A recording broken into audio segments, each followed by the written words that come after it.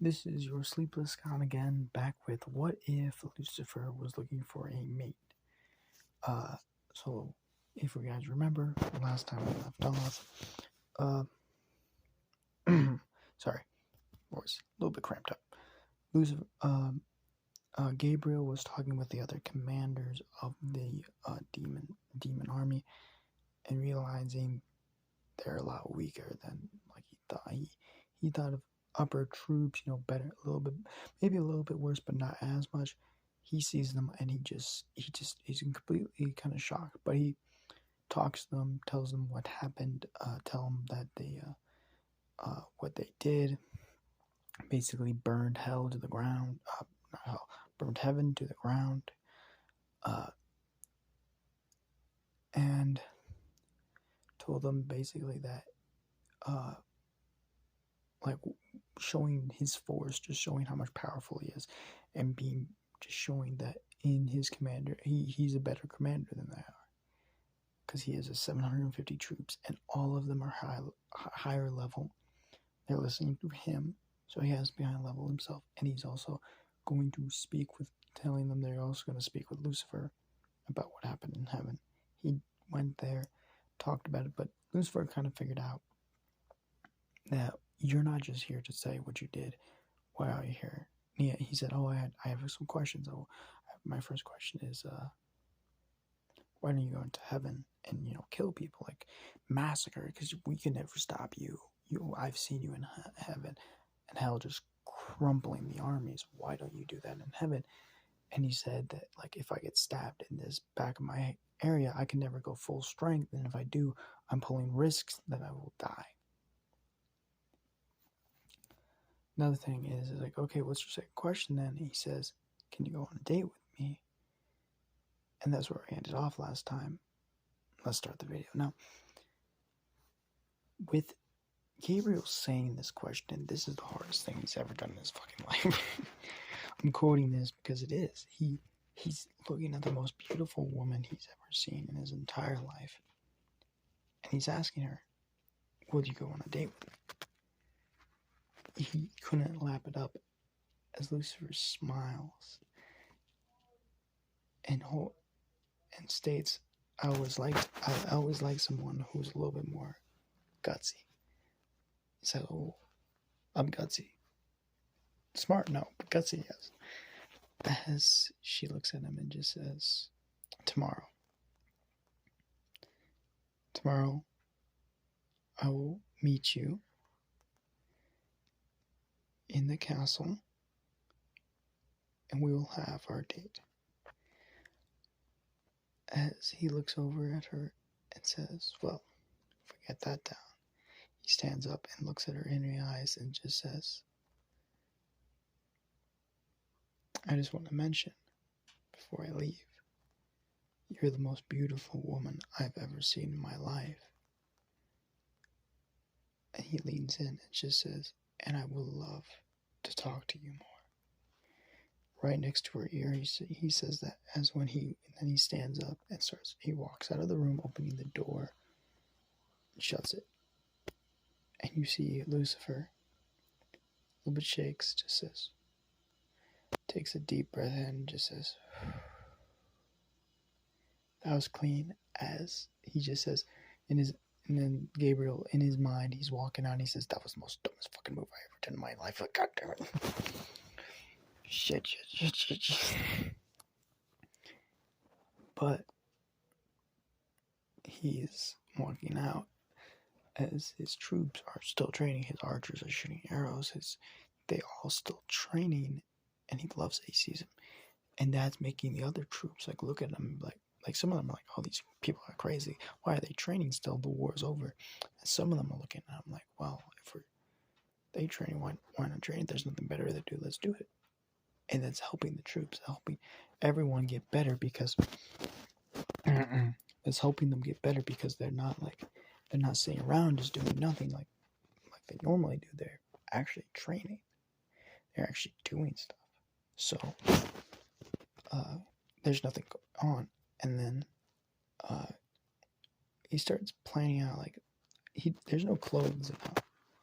So you kind of just wear what you've been wearing. So he's been wearing like tattered clothing, but he wants something better, but he can't. There's nothing better. So when he goes on a date with her, he's still wearing like this tattered clothing and all that stuff, but he tries to make it a little bit better, a little bit more refined. But like he tries to make it like you know, but like he can't make it any better than it already is.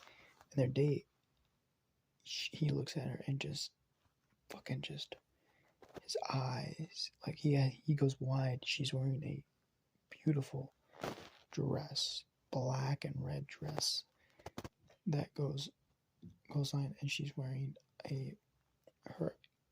she's wearing a modest amount of jewelry from the Queen of Hell. As he grabs your hand and says, would you like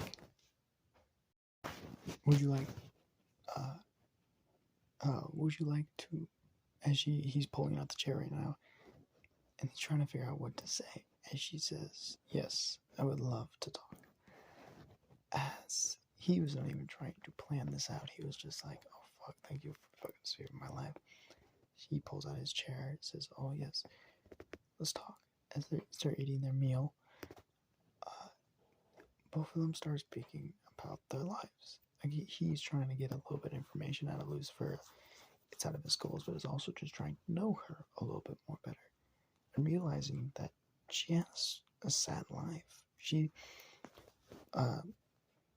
dated,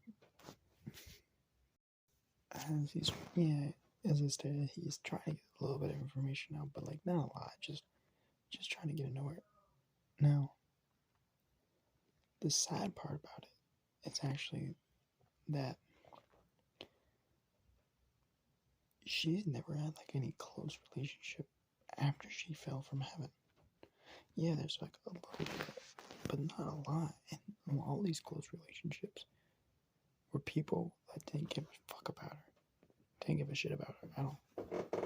So, what Lucifer has been, when Lucifer was talking, he realized that. So he started getting closer. He started doing stuff, and he really tried to get closer to her because, like, he realized he's not gonna kiss her on the first night. He'll never, because she's been plated with way too much. She'll never get close to him if he does that. So what he does is he, digs into it like this is gonna be he makes it like this is gonna be a long game, and he makes it a long game. And after this date, they could do a couple others, but something happens. The blood moon, and the blood moon basically happens where Lucifer, it's a month of a moon where Lucifer has to sleep to regain her powers. She generates and something, and that's when like defenses are high as possible because Lucifer's not awake. And this is where Michael attacks. Now Michael rips through the armies because no one's high enough level to even, because he's not in full form, so he's still in so he's at 500 right now as normal level, but he rips for the nations because no one's high enough level and the archers can't get him, and he burns the world down to the ground. And then he gets to Gabriel, the last challenger, because Gabriel stated that he will not leave Lucifer's side before she fell asleep. I should not leave Lucifer's side before. Let's get that interaction. So Michael, when he sees him, he says, "You are the unholy bastard who came into heaven and burned it down to the ground." And I said, "Wow." He says, "Wow. Unholy." Looks around in hell. He's like, "That's surprising." He says, "Shut the fuck up. Before I kill you, I'll kill everyone in here." damn, dog, I think you did that already. Surety. See, when his army died, and when, because he didn't command it, but he gave commanding orders, and when they all died, he basically made them retreat. He said, I'll handle Michael. As Michael looks at him and just says, you're stalling. Well, he says, well, I'm stalling as long as your dick is meaning short amount of time. As Michael goes for a swing, he ducks under it, stretches over them, and that's when it starts to fight. It starts to roll. These two are pretty evenly matched, though, mostly because Michael's at 500, he's at 500, so they're both evenly, really, not really. Gabriel can't really get any hits on Michael. Michael can't get any really hits on Gabriel. They both are just neck and neck, really, and they really can't hit each other that much because, and this is when Michael has to go into angel form. No, this is what Gabriel is kind of looking for. When he goes to 1,000, that's when the turns have tabled, and he has to kind of, Gabriel's kind of getting fucked up.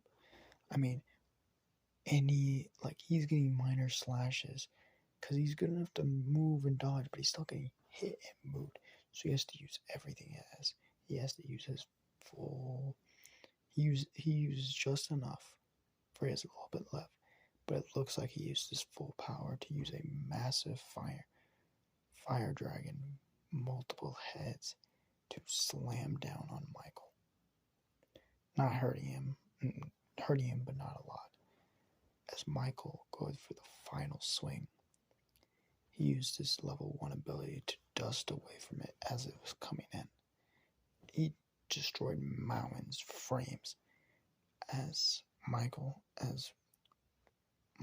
he thought he was dead because no one can live through that, as Gabriel slashed straight into the back of him, hitting the point where Lucifer showed him. As Michael looked back and said, "You son of a bitch," as he glowed with brilliant light, as he popped like cherry, as he crumbled to the ground, sword healing as his body, he has slash marks across it, as he feels himself getting lifted up, as he meets the one and only, the Christian God himself, Jesus Christ, or God. As God looks at him and says, "You're the only other angel. You did it." As he says, "We have a tradition. If you kill an archangel, and you killed one of my boys," and he's like, "You're God, aren't you?" He's like, "Yes, I am." He says, "I'm sorry." He said, "Don't worry. He always had a temper on him a little bit, even as a child. But for killing him and showing that you are worthy, I will give you some treasure." As he snaps his fingers, it's two blackish grayish wings. It's very similar to Lucifer's, but instead of with that red lining to it, it's just half, it's like a mix between it is actually it's not gray, it is the blackest black ever. Those paint that really black paint that makes things no light can go into it. That what it looks like. It's just straight black. It makes the light room that he is right now even a little bit, makes it darker. Now, what do you want? Any one of my archangels have 3 sacred treasures. You've probably seen Lucifer's. She has the crystal ball that can see whatever hell is going on. She has the magical wand that makes her magic twice as some. And she also has all greatest God can't remember all the things he wrote down. She also has the castle that is an artifact. It makes her, and if she makes her in the castle 2 times everything.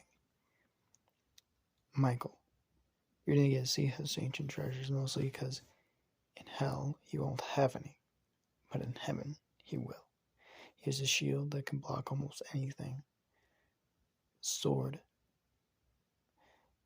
of so much blinding light.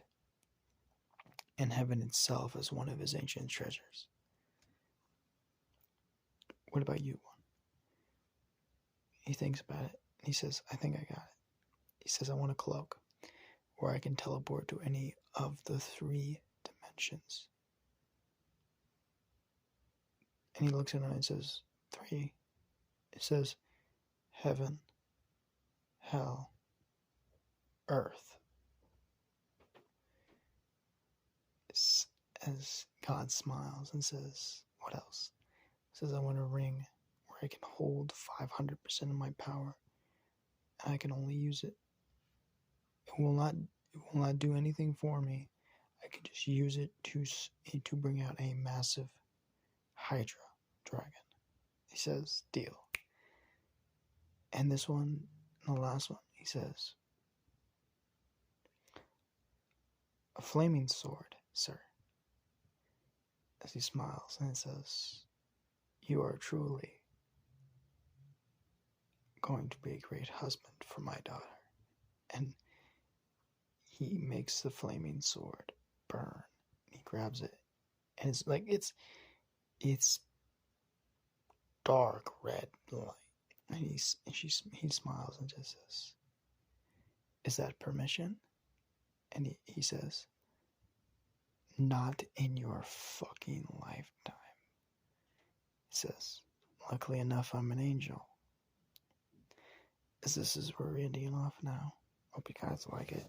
I will see you guys later. Goodbye.